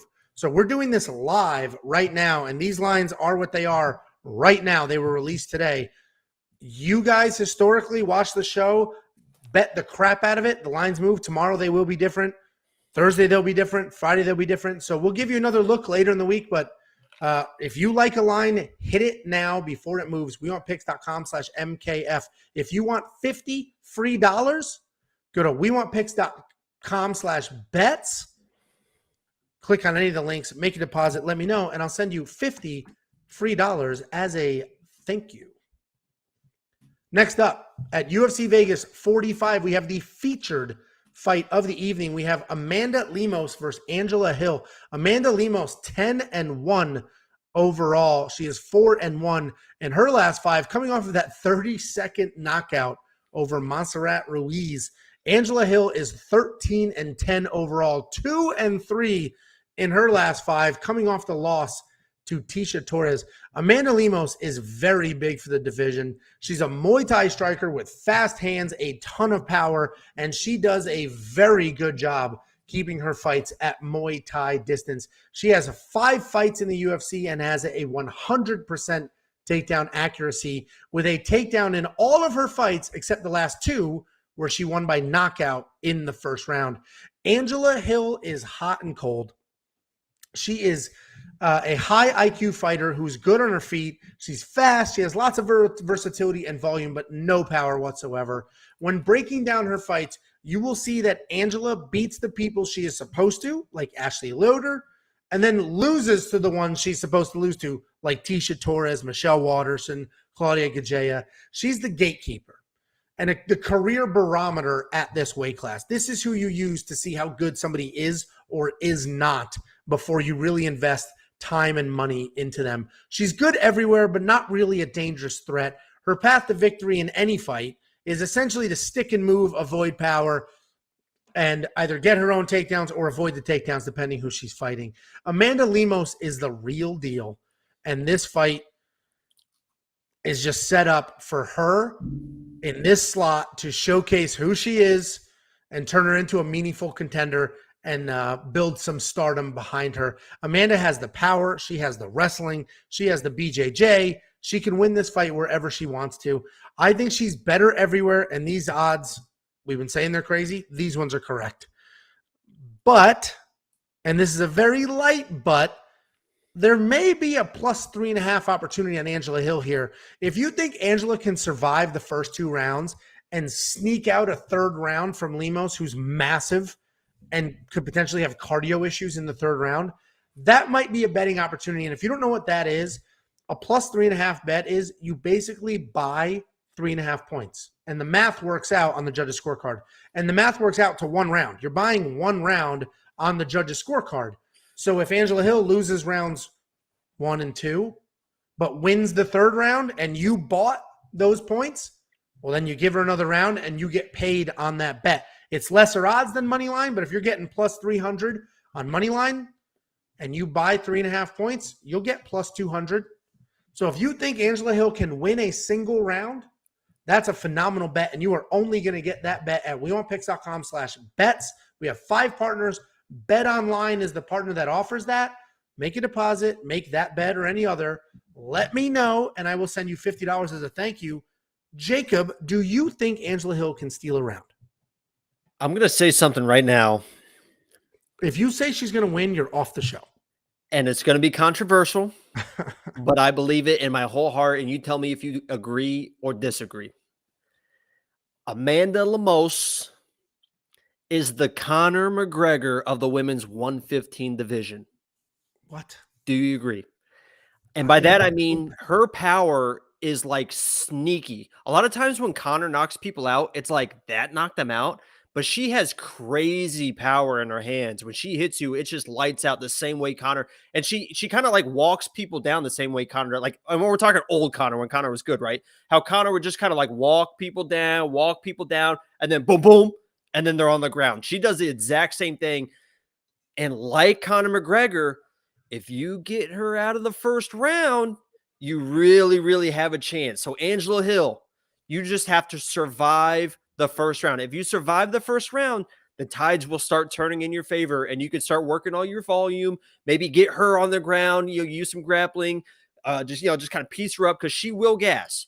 So you got to survive the first round. But like Conor McGregor early in his career, a lot of people don't survive that first round. So I think it's going to all come down to that first round. If Lemos finishes her, which I think she's very capable of doing, then it's going to be her all the way. But I agree with you. If Angela Hill gets out of that first round, and this could be one of those live bets, pay attention to our Twitter accounts or whatever Saturday night. If this looks like, Amanda it looks like Angela is kind of turning the tide in the first round. She could be with opening odds at minus 380. If Lemos is hitting her in the first round but doesn't finish her, those could balloon up to Angela Hill could be a plus 700, plus 800, plus 900. And we know that the gas tank issues are there. So this could be an interesting live bet situation. I'm going to play Lemos all the way and just hope and just think that she's probably going to get the knockout finish. But Amanda Lemos, the Conor McGregor of the women's 115 division. So a couple things. So we are aligned with how dangerous Amanda Lemos is, but how Angela Hill could be live if she survives later. I don't know if I'm going to do that plus 3.5 bet. I got to see what those odds are. I may do that because I agree. If Angela Hill can survive an early onslaught, which she is tough, she could potentially steal a third round. I don't know if she'll steal the second, but she could potentially steal the third round. That's all we need. But what I do like that you said is the live betting, because this could be a Clay Guida situation where Clay Guida just a few weeks ago was almost knocked unconscious, somehow survived. Then people live bet the crap out of him, and then he came back to dominate. Well, last week I hit that Dominic Cruz live bet because you could kind of see the tide turning. Dominic Cruz survived that early onslaught, and then you could see was winning the striking exchange with Pedro. I actually was like clicking. I could see the odds going boom, boom, boom. When I looked at it, Dominic Cruz like a plus 300. I was like, no. And I got him out for plus 209 and ended up hitting that bet. So I agree. This is one of those situations to monitor. Yeah, maybe a live bet. And Hustle Hog said Lemos first round discussion over. So that's why live betting is amazing, because you don't get the first round knockout. All of a sudden, you're not out any money because you didn't take the flyer on Angela Hill, but you didn't get the knockout out of Lemos either, so potential there. DraftKings, $9,500. I do think Amanda Lemos is worth it. I mean, I mentioned Angela Hill's tough and could potentially steal a round if it goes that far. But Amanda Lemos, if she wins, she's going to win early and put up some solid points. You don't agree with that? No, she's going to be in my line for sure. I think she gets a first-round knockout. I'm just saying that if Angela Hill can survive the first round, she's got a shot. Yeah. And then the Monkey Knife Fight strike line, I got to go less. I got to go less on Amanda, because if Amanda cracks Angela Hill 78 times with the power that she has, there could be a real problem there. But Angela Hill's got solid volume. If she's able to survive, she'll blow past the 64 and pour it on, or potentially stop an exhausted Lemos. It's probably less, honestly. What do you think of the Monkey Knife Fight strike line? I would play less. Yeah, it's probably less. Yeah, that's probably the safest play for Monkey Knife Fight. If you want to do that 3.5 bet, wewantpicks.com/bets. Sign up with any one of our betting partners, make a deposit, let me know. I'll send you $50. You want to play a little Monkey Knife Fight, a little daily fantasy? Give it a try. wewantpicks.com/MKF. Sign up there. They will instantly match your deposit. Use the free deposit money. You put in 100, they'll give you 100. Use 20, who cares? Use the free money. Don't use your real money. Use the free money. Play some of these strike lines. Play Knockout King. See if you like it. If you don't, who cares? It was their money, not yours. If you do, great. Hopefully you'll win, and you can keep winning with their money. Next up, at UFC Vegas 45, we have Stephen Wonderboy Thompson versus Belal Muhammad. Stephen Thompson, 16-5 overall, 2-3 in his last 5, coming off of that surprising loss to Gilbert Burns. And not necessarily surprising that he lost, but surprising how he lost. Belal Muhammad, 19-3 overall, 4-0-1, with the one being an eye poke, no contest with Leon Edwards. Stephen Thompson is one of my favorite fighters. I don't know how you can not love the guy, how you can not look forward to him fighting. He's got that karate-style striking that works really well for him. He uses the low hands, the wide base. He bounces in and out. He comes in, cracks you, bounces out.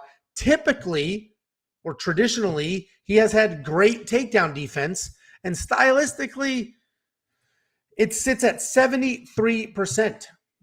73% takedown defense in a very long UFC career, and that's because of that wide karate base. But in his last fight against Gilbert Burns, Gilbert took him down almost at will. I think it's official 3 takedowns, but those takedowns won him that fight, and they were borderline effortless. Belal Muhammad has spent the majority of his career as a nonstop wrestler. He has solid striking with what seems like pretty good power, and he has gotten comfortable in his last few fights striking. So comfortable, in fact, that he outstruck both Damian Maia and Diego Lima 2-1 in those fights. I don't think he will be the better striker here, but he has incredible volume and can potentially keep up with Wonderboy on his feet. I may be on the wrong side of some recency bias here, but I threw a full unit on Belal Muhammad almost immediately. Almost immediately. Before I even dug in, I was like, Gilbert Burns took Stephen Thompson down whenever he wanted. Belal Muhammad is a wrestling beast when he wants to be. Clear path to victory for Belal Muhammad. After Gilbert Burns took him down at will, and knowing that Belal Muhammad averages 2 takedowns per fight, I like him here. And it hurts me to say that because I love Wonder Boy. I just think Belal will come out with a grapple-heavy game plan, work his way into a unanimous decision win. I could have done the plus 3.5 bet, which I just mentioned in the last breakdown, where you buy a round on the judge's scorecard. So I would just need Belal to win 1 round and not 2 or 3. But if he can take Wonder Boy down, he'll do it every round. He's not just going to do it one time to steal 1 round. If he'll take him down, he's going to take him down over and over. So I'm not going to give up those points there. Man, I don't feel good about it because I love Wonder Boy, but I got Belal Muhammad here. I got the plus 200 1-unit money line bet. What do you think? Well, I saw your theatrics. Yeah, I don't think that. That's for sure. You know, a stat that I saw, which is kind of interesting. Stephen Thompson versus the best pure striker in the UFC, Darren Till, a 5-round fight. Do you know what the total strike count was between both of them? 2 just fantastic strikers. Obviously, Between Darren Till. who? What's that? Between who? Sorry, I was pinning comments. No. Stephen Thompson fought the best striker in the UFC, maybe history, and Darren Till. He's definitely the best striker. It was a 5-round fight. How many strikes do you think combined where they're between both those guys in a 5-round fight? It's crazy. Combined, I don't know, 100. There was 71 strikes combined. Yeah. Darren Till outstruck Wonder Boy's bouncing in and out karate. 40-31 in that. And Darren Till won, which is no surprise. He's one of the best fighters in the UFC. But I honestly think the reason I bring that up is because I honestly think that this is kind of the same thing. I think Belal tries to pressure him. I don't think Stephen Thompson's going to get embarrassed again on the ground. I think he's going to be ready. He's going to have his footwork correct. I think it's going to be a lot of Belal moving forward. Stephen Thompson, boom, boom, karate kick, out point, circle around. Be there, boom, Belal moves forward, boom, boom, point him, circle around. I don't think he's going to get taken down. If he does, I think he's right back to his feet. I think this is a boring decision win for Stephen Thompson. Just your prototypical, just outpoint him, get your win, get your paycheck, go on, fight for the title again. Fight for the title, try to fight for the title again. Stephen Thompson, by the way, is 39 years old, which is the most ridiculous thing I've ever heard in my life. Well, and he also said recently, too, that he wants to break the UFC record for being the oldest fighter in the UFC. And if anyone can do it, it's probably him, honestly. Well, and he's a healthy guy. He did take some damage in a few of those title fights against Woodley, but not, he doesn't have a crazy damage. And that's because of that karate style. Versus Jorge, didn't he? What? I think he got flatline versus Jorge. Well, yeah, but over, he's got like 20 UFC fights and he's managed to avoid dramatic travesties a few times. But I love Wonder Boy. He's so talented, that bouncing in and out style. And like I said, I might be on the wrong side of my own recency bias. I see you guys commenting like, oh, he admitted he had a bad game plan. Oh, it's Pettis. Sorry, Pettis. Superman punched him. Knocked him out. Oh, that's right. That was a shocking. Nobody had Pettis winning that fight. Anyway. Right. I think, it's just, I didn't feel good about it. Listen, I placed a bet. I didn't feel good about it. I felt like I went against, I've been watching Wonder Boy since his first UFC fight because I remember thinking they call him Wonder Boy, but he's like 30. Why? He's not a boy. This is a grown man. He's a karate national champion or whatever it is. Either way, $9,100, I don't think it's worth it because even if I was on the Wonder Boy side, he's not going to get a finish. And he doesn't, like you said, there's no strikes and no takedowns, so he doesn't score any points. 7,100 for Belal, who could have a bunch of takedowns, 100% worth it. And you guys are forgetting that Belal's a nasty wrestler because what? You didn't see him wrestle against Diego Lima? Well, he didn't need to. You didn't see him wrestle against Damian Maia? Why the hell would he do that? He didn't take Leon Edwards down.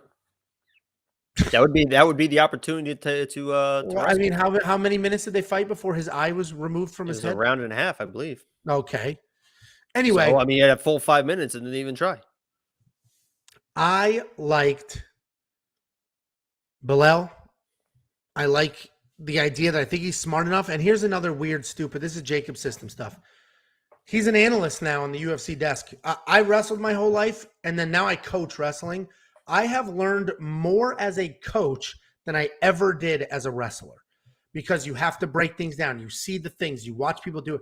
It's very, very different. And Belal Muhammad being an analyst now, I think that helps. He called, or he was on the desk for the Gilbert Burns Wonderboy fight, watching that. That's in his head. He's not a stupid person. Obviously, the path to beating Wonderboy is takedowns. Obviously, we just saw it. I think Belal goes for it, sticks to it, gets it done.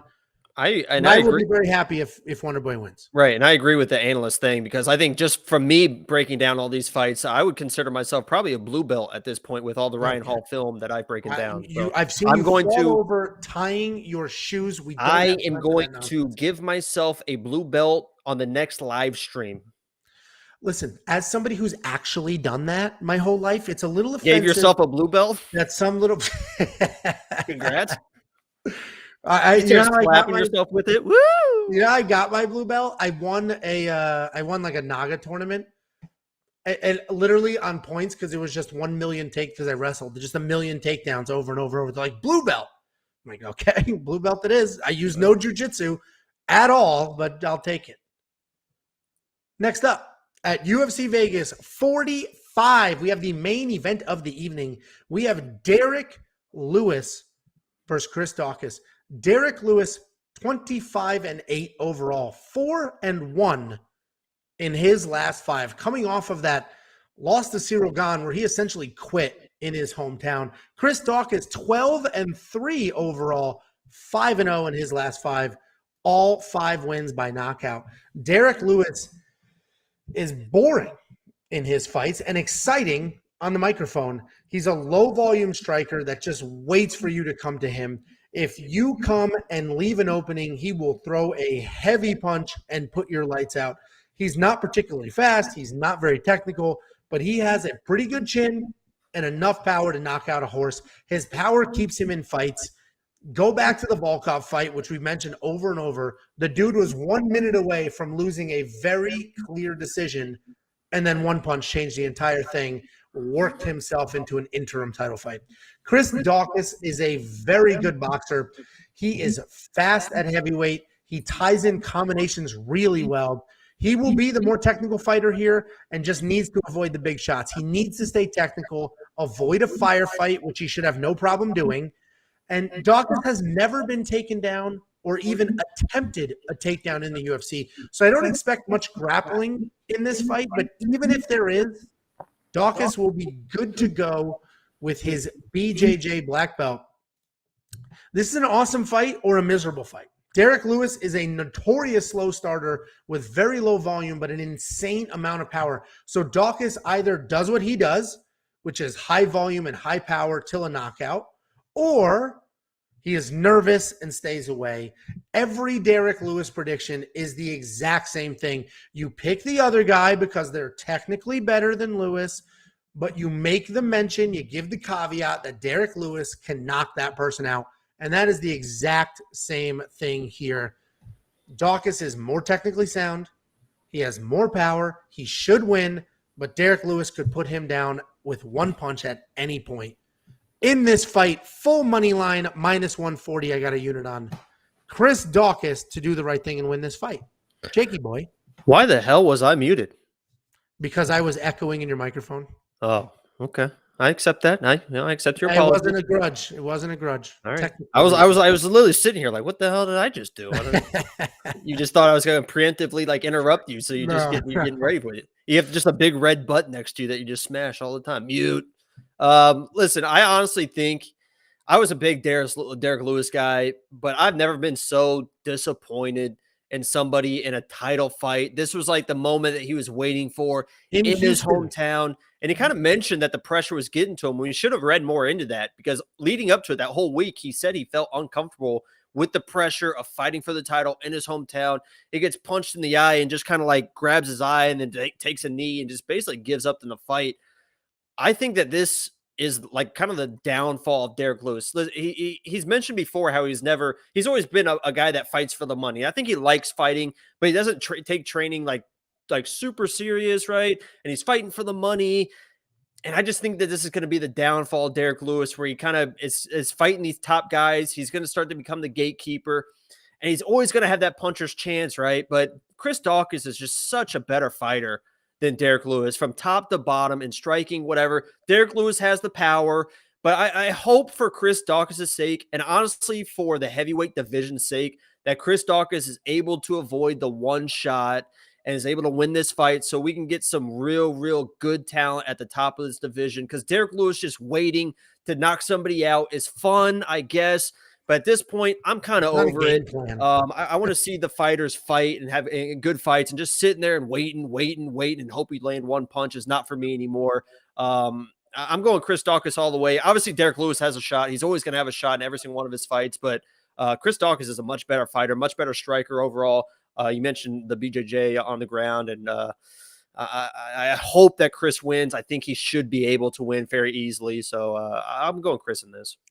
What's crazy is it's almost a problem if Derek Lewis wins. We just watched Derek Lewis get so outclassed. It wasn't even like, let's think about the two heavyweight champions right now. Derek Lewis beat Francis Ngannou in the most boring fight in the history of fights.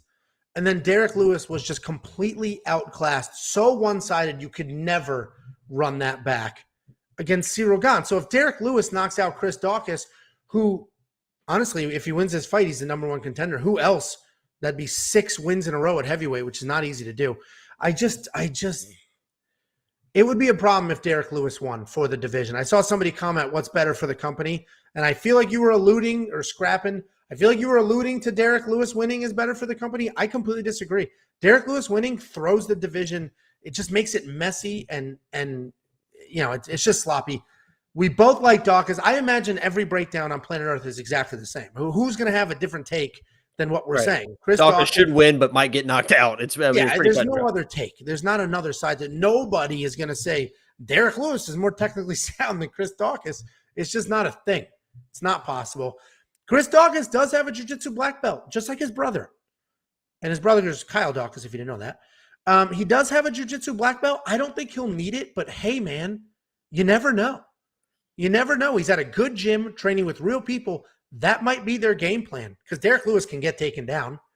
And I doubt Derek Lewis is going to be sitting with that uppercut hand he was.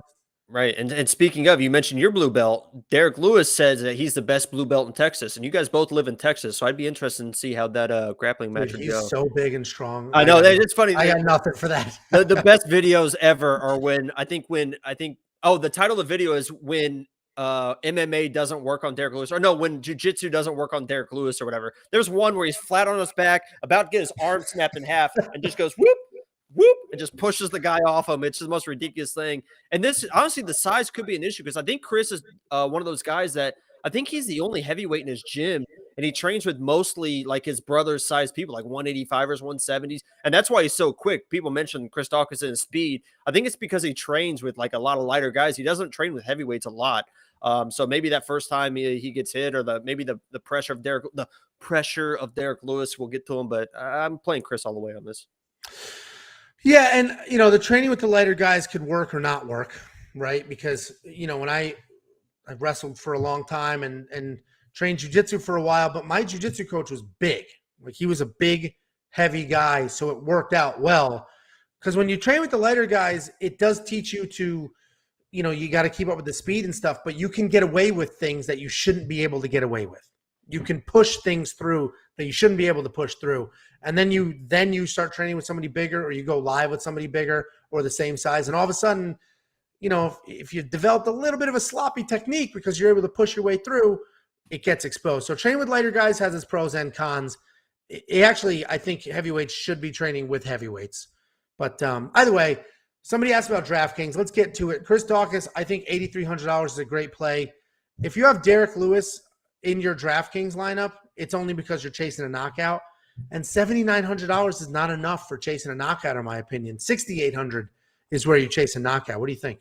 Multi-entry, I would sprinkle Derek Lewis in a lineup or two for first round knockout. Because honestly, with Derek Lewis, it could be that inside a minute. It could be anything. So, Derek Lewis is either. That's the way he's either going to score 100 points or it's going to be 0 points. So that's kind of how multi-entries work. In the last fight, I had recency bias against Wonder Boy, because he got taken down so often. In this fight, I probably have a little too much recency bias against Derek Lewis for quitting. And I'm not trying to call the guy a quitter. You just expected so much more from him. It was disappointing because the whole week leading up, he mentioned the anxiety about it, but he was like, I'm going to do it for the hometown, for Houston. I'm doing it. I'm going to come out. We're swinging and banging, baby. And then he just didn't do anything. Well, especially, yeah, exactly. It'd be one thing if he was firing away, but missing the shots, got tired, but he didn't. There was no volume. He wasn't trying to finish, got touched up and turned over. Like Nunes quit. Everyone say she quit, but she was exhausted. She was trying to she dominated the first round, tried to knock her out. There was nothing from Derek Lewis like that. And also, before we go here, Hustle, I disagree. I think he can KO or submit Derek Lewis. I think Derek Lewis can absolutely KO Chris Daukaus. I think Chris Daukaus can KO Derek Lewis. And I think Chris Daukaus could submit Derek Lewis for sure. I mean, he's a jiu-jitsu black belt. We haven't seen it, but he's a black belt. He's a big, heavy guy. And, he's training with the right people. wewantpicks.com/bets. This is the last fight card of the year. Make a deposit and get your free $50 from us. wewantpicks.com/bets. Click a link, make a deposit. Let me know. We'll send you $50. And Monkey Knife Fight, more, less, Jakey. I have one more thing. I'll probably play the more because I think Chris is coming with volume and Derek Lewis is going to be forced to kind of strike a little bit. And maybe he was embarrassed the last time he comes out aggressive.